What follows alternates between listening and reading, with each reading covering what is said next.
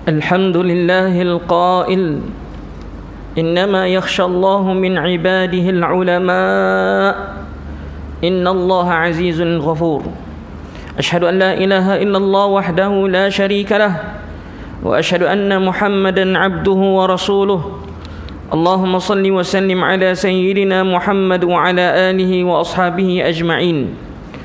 أما بعد فيا أيها المسلمون اتقوا الله أوصيكم وإياي بتقوى الله فقد فاز المتقون.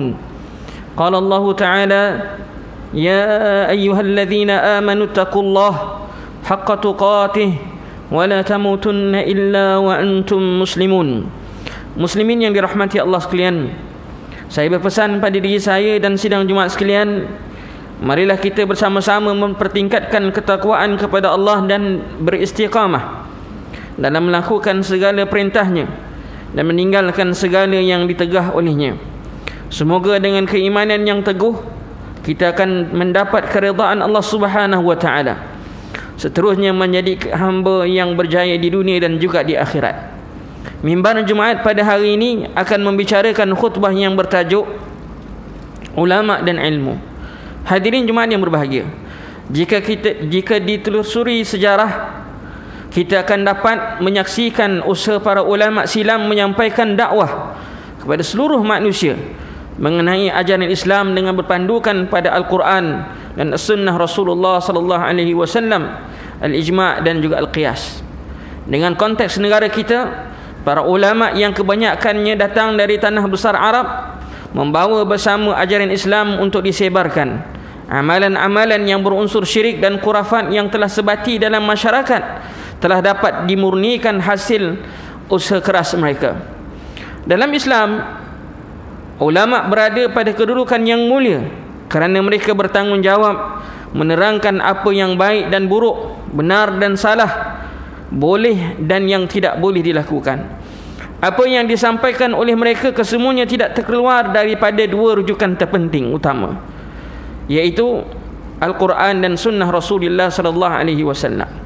Muslimin yang berbahagia, seorang yang bergelar ulama terdiri daripada kalangan mereka yang pakar dalam ilmu-ilmu Islam.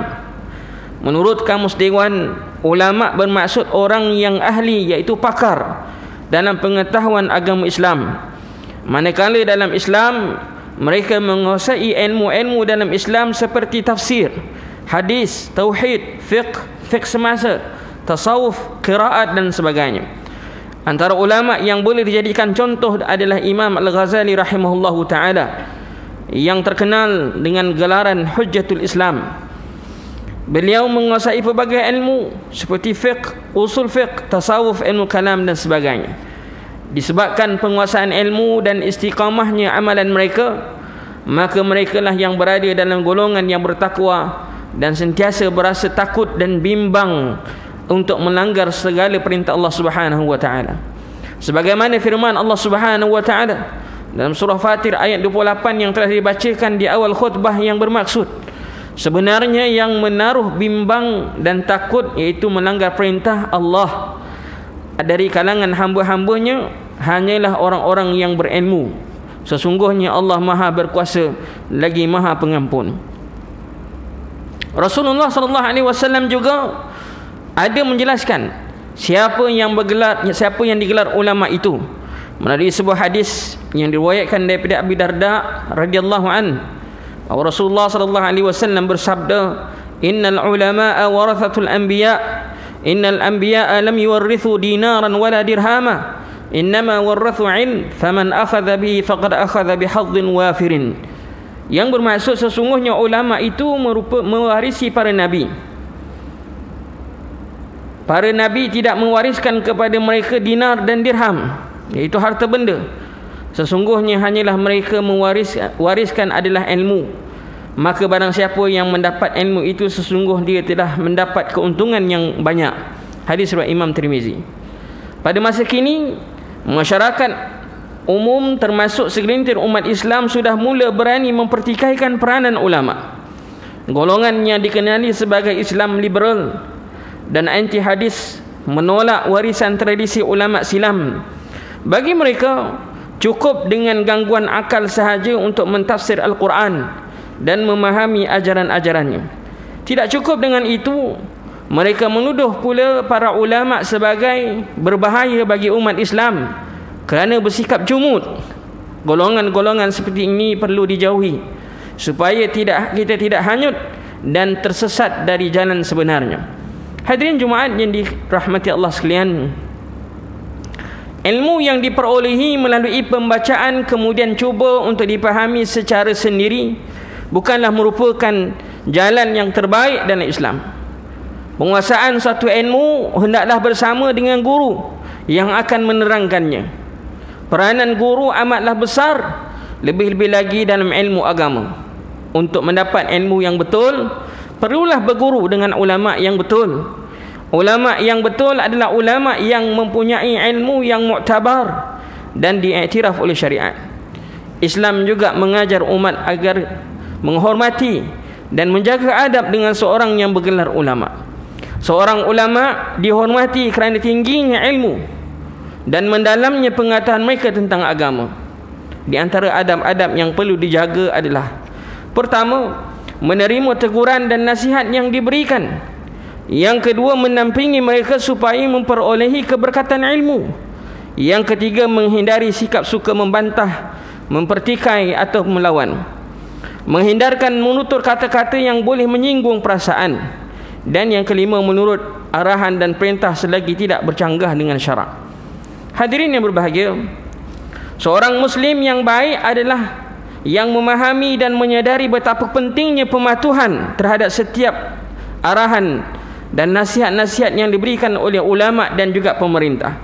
Sebagai contoh, di Selangor ini kewujudan pihak berkuasa agama seperti Majlis Agama Islam dan Jabatan Agama Islam atau Jabatan Mufti yang bernaung di bawah Sultan itu sendiri sebagai ketua agama Islam adalah berperanan untuk mengawal umat Islam agar tidak terkeluar daripada landasan agama Islam, berlandaskan dengan pegangan ahli sunnah wal jamaah.